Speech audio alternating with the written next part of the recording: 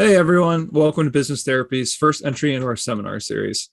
In this series, we'll be breaking down popular business concepts to their core to determine if it's a viable strategy or if you should sidestep it on your way to business success. I'm Sam Drawshak, and as always, I'm here with Jonathan Adams.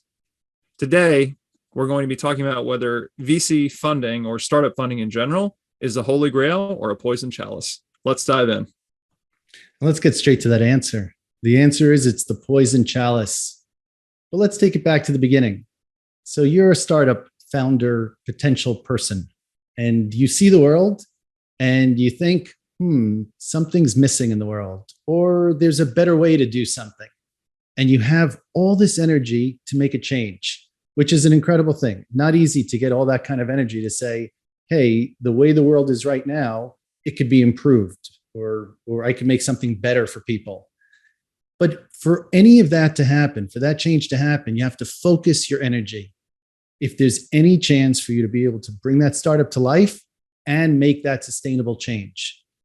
Every single time, actually, that you're investing your energy in anything, you have an opportunity to either create more energy for yourself or slowly deplete that energy. To be excited every time the alarm clock wakes you up that day, and self-actualize, or you go down the path of the should, and you'd say, I should be doing this. I should take a safe route. I should, etc., and become something you're not. And we've covered that on the podcast before, and we'll cover it again, no doubt, but that's a discussion for another day. Because today we're going to focus on, as a startup, what's your objective and what's the best way to reach it? And the first step in any startup is you need to validate the problem. Then you need to validate your solution. And the way that you validate your solution is by being evidenced by the fact that customers are paying for it. And ultimately, they're paying enough for it that you have a self-sustaining entity. That is, you're bringing in more revenue than you're spending. But how do you get from that idea that you originally had to something that's self-sustaining? The first thing I'll say, because we're focused on VC funding today, is that not all dollars are equal. Think about it. If you were to take the money that you already have and then focus your energy to getting to your first sale and using sales to fund your startup, ultimately to self-sustaining, that entire process of focusing on the customer, generating sales, and becoming self-sustaining is something that you could do forever. That will be a self-sustaining entity. But if you take funding, you will have to redirect processes to be able to bring in that funding. And ultimately, that can't be a forever thing. Although there are many startups that it seems like funding becomes their primary mission and they're able to do it forever. But ultimately, that's obviously not self-sustaining. The goal can't be that you're forever going to have your investors with you. Eventually, you want to have a company. But when you take that funding, you start becoming something that you weren't originally intending. Your original process was, remember, you're trying to engage with the market as fast as possible and bring in revenue from making your first sale and ultimately getting to that point where there's a self-sustaining change that you've made in the world. But when you bring in funding, little by little, your processes start bending away from that path toward needing to generate the funding in order to secure it, to maintain it, to meet your obligations for it. And you move away from that customer centricity to something that's a lot more internal. Think about it. Securing funding is a lot of work. You have some meetings. You have to do messaging, communications, emails back and forth. You have some more meetings. You have to wait around to find out whether or not they're going to say yes, whether or not they're going to say no. Sometimes after all that work, they say no. Or maybe they start negotiating terms, and that's a whole new process for you. You probably don't even have the infrastructure to negotiate those terms. It takes a lot of work. And then you need to go through due diligence. Nobody's handing you a check without going through a lot of due diligence. You have to sign agreements. And then you get the money. You get the money, but it's not just like the money that you brought into it. Let's say if you brought in your own funds, let's say you're working while you're doing your startup, you get the money, but there are obviously a lot of strings attached. But you say to yourself, it's better because at least now I have a lot of funding. And you think, well, funding's like energy. I can never have enough funding. But you have to start thinking about funding like food for a person. You can definitely have too much food. And what happens when we eat too much food? What happens when we get too much funding? We get fat, or in the corporate world, we accumulate a lot of waste. And so what does that look like? Well, I already explained all that extra work that you need to do in order to obtain the funding. But now you need to start thinking about what happens when that funding comes in. Remember, at the beginning, you're so lean and hungry that you need to really focus quickly to get that engagement with the market and be able to bring in that first sale, because otherwise you're not going to survive. That's a good kind of hunger. When you get too much funding, and we've seen it a million times, or if you get funding even from a source that it's like, think about it like a credit card. The first time you got one in college, probably not the best idea to give an 18-year-old a credit card and run up all those debts. You think free money. But what's the first thing that happens when all that money comes in? You say, okay, we got to get more professional. Let's start organizing the team, figuring out about how we work together. And let's become a little bit more corporate so that we put on a better, more professional face to the world. Or, hey, I had all these other ideas for our solution. Let's make it perfect. Let's really get excited about it. So I have this great idea, but Elon Musk is saying we're going to be on Mars soon. So, hey, let's think to the future. Will this help us? Let's say we find alien life. Maybe we need to be able to accommodate that kind of community. In other words, the ideas just start sprouting and sprouting, and what you think you can accomplish becomes more and more, instead of being hungry and really focusing the way you should. So, what's the alternative if we're not going to take VC funding? Well, there's plenty of different alternatives to be able to fund your startup, but at the end of the day, the ideal is to get as little funding from any outside source as possible. Ideally, just self-fund, or you really should be focusing and narrowing your scope as much as possible, segment your potential market down to the smallest unit possible so that is the market that you're trying to sell to, and that's your objective throughout the initial stages, as opposed to trying to be something for everybody, or not really having a very, very strong intention as to what your starting point is. So with that, it's a bunch to absorb, no doubt. But with that, we want to lay down the gauntlet and say, VC funding, poison chalice. Not a great idea. Definitely not what the Truval mindset would have anyone do. Yeah. And I think now that we've laid down the gauntlet, so to speak, there's a few more points that we can go into a little bit more detail on, and maybe we'll work backwards. I think the first response that I would want to field is, oh, well, maybe it's easy for people to say, do it yourself or don't get funding from anywhere if you have means, but it's really not about having means.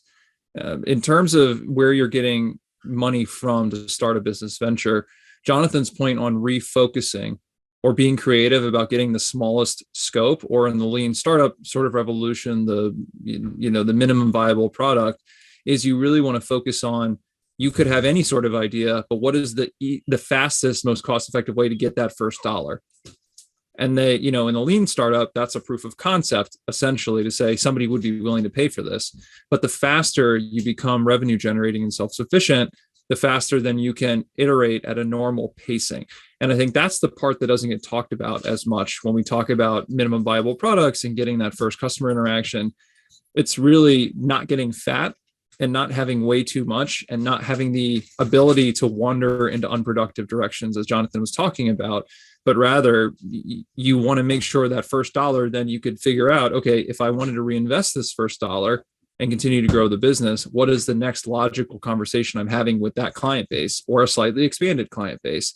And then you've got organic growth, and that growth also remains sustainable, which is another big point of what we're trying to say, which is why the VC funding mechanic is not going to support that sustainable growth.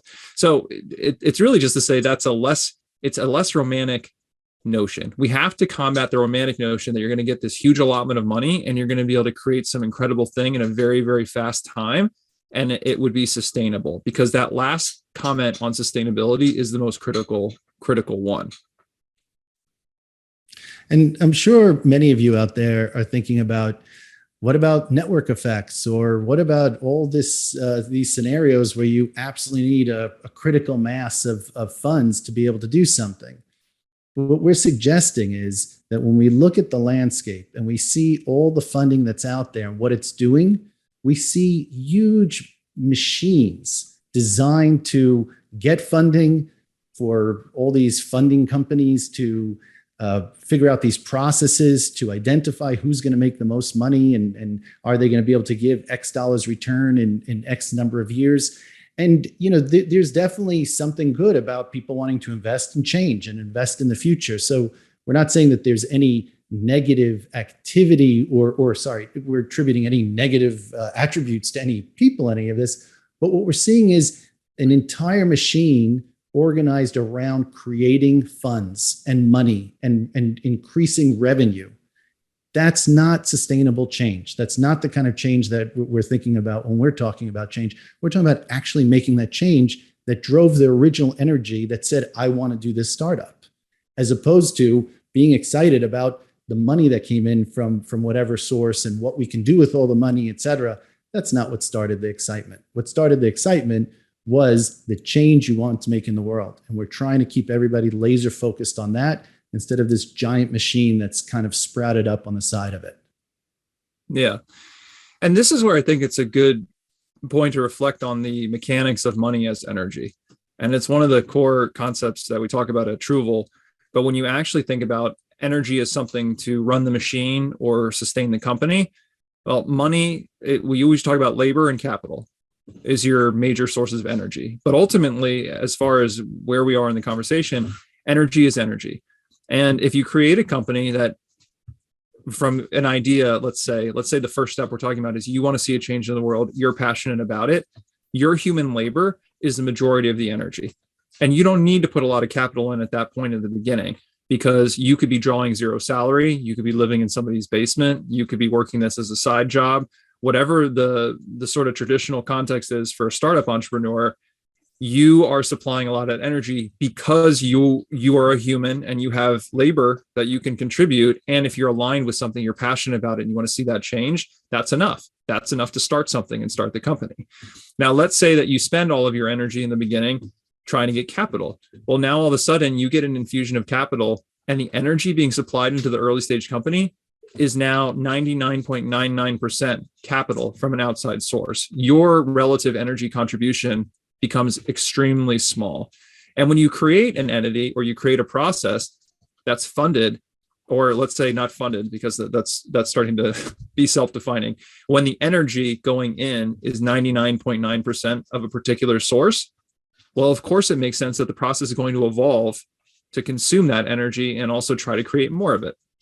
If you have a startup that's based on your own contributions and then your customers' contributions, it could be very early on that it's 99% you contributing energy, and then 0.1% the client, then 0.5% the client, then 10% the client. And then you can imagine that, well, if that's the fuel for the company is going to react to that. So hopefully, even looking at it from a numbers perspective, the energy, the fuel you put in the tank, the energy matters, and where it's coming from matters. And like the process that you're creating, the machine you're creating is going to be based on the fuel you're putting in.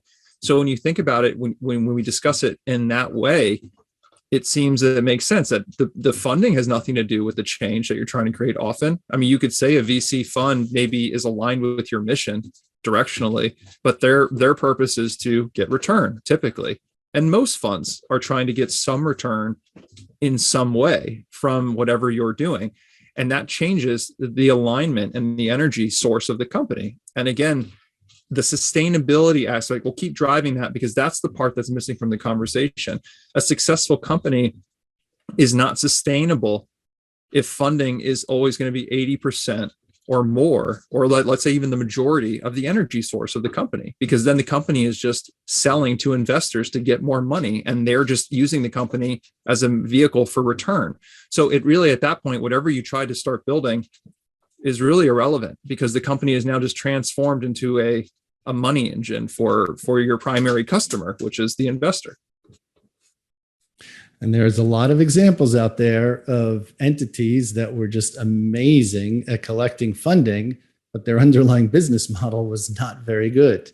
There's a reason why, I don't know what percentage exactly of startups fail, but a very high percentage. But for even the ones that get tons of funding and seem to, I guess, go on life support for a very, very extended period of time, some of them, like Sam said, are so good at getting the funding that that's all they are. They never really validated a problem. They never really validated a solution. And now they're just chasing all these other activities. So very noxious cycle. Yeah. And another point that was discussed is funding is not easy. Getting funds is an activity. And again, think about the profile of a starting company's energy. Well, now the energy and the excitement that you had, your labor, which was the biggest driver of the company being created, all the energy you personally had to contribute, now that all gets locked up in just securing money. So if you just zoom out and look at what your activity manifests, your company at that point has effectively become a company that just makes money by appealing to investors with ideas and getting funding that way and receiving energy that way. And that may seem distasteful to some of the listeners, but it's just the reality. It's just looking at action and what that action actually defines as your company is. You can wrap a label on it however you want. You can say, oh, this is the product that I'm building, and this is the company, and this is the change or the value that I have. But if I look at your activity on a day-to-day basis, and 95% of it is basically negotiating with investors, you are just a company that is just seeking funding. That's your product, is seeking funding, because that's the majority of where the time of the company is being spent. And that may be kind of jarring, but that's what we're talking about, which is the self-awareness of where is your energy going? What is the activity building into? You could be working. I've seen startups and accelerators work on getting funding almost 90% of their time for, 6 months, a year. They only put enough time into their product as it makes sense so the investors can understand what they're trying to do and they can sell for the funding. So what are you actually doing at the end of the day when you're in that situation? What is your company at that point? And as founders, there's basically two jobs that you can never delegate. One is securing funding, and the other is making your first sale. So it's very hard to avoid activities relating to those as a founder, no matter how much funds you have, no matter how many people you might have.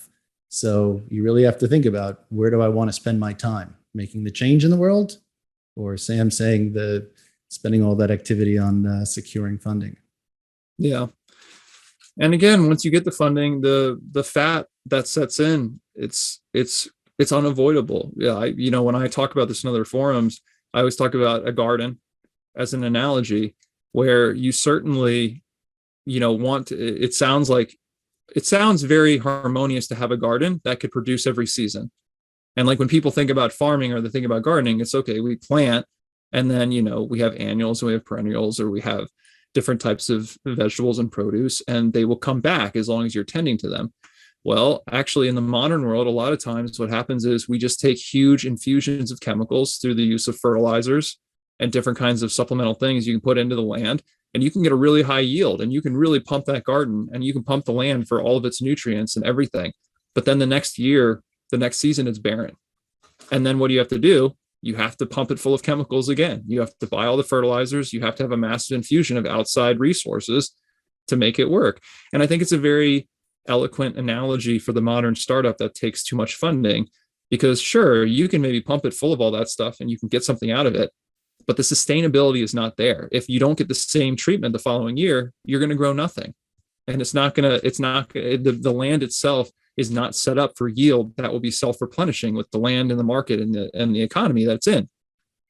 So very much the same, if you have to figure it out that way, well, it's slower and it's less romanticized, because if you're growing a real garden that's going to produce year over year, you have to study the land. You have to study the actual load that it can take. You have to grow your first vegetable very carefully and see what happens, and then plan for what the land can take on and what is sustainable in that environment and what kind of energy you want to put in so that it can make it work. The minute that you start bringing in way more and getting that yield before it's time, you really put yourself into a bad cycle. And it's very much the same with this kind of startup situation. Yeah. Personally, I'm a little more neutral on venture capitalists, and I don't necessarily think they're like chemicals, but the analogy definitely holds. Yeah, they have their own business. So, here on the Conscious Business podcast, business therapy, we talk about no one's good or bad, really. I mean, the venture capitalists, they have a business where they're trying to put energy out there and they're trying to get energetic yield in the form of getting capital returned to them. And that's a viable business just like any other. So I agree. I think Jonathan's comment, though, is apt that venture capitalists, investors, there's tons of financial markets that are just businesses that are also trying to be conscious and doing their business the way that they think best to get the results they want. But you have to understand what kind of organism that you're parlaying with when you get into business with them, because a lot of times, they will talk to you just like you're selling to them. They'll sell to you that they want you to be successful, but the underlying mechanics of their business is such that they're looking for return, which again is not a bad thing, but it's just how their process works. So they're going to do what they're going to do to make sure that they're hitting their business objectives. And if you find that there's this lack of alignment, you won't be the first. You will be in a long line of, hundreds of thousands of people who have gone down this process and realized that, Jonathan we had an image in this webinar about handcuffs.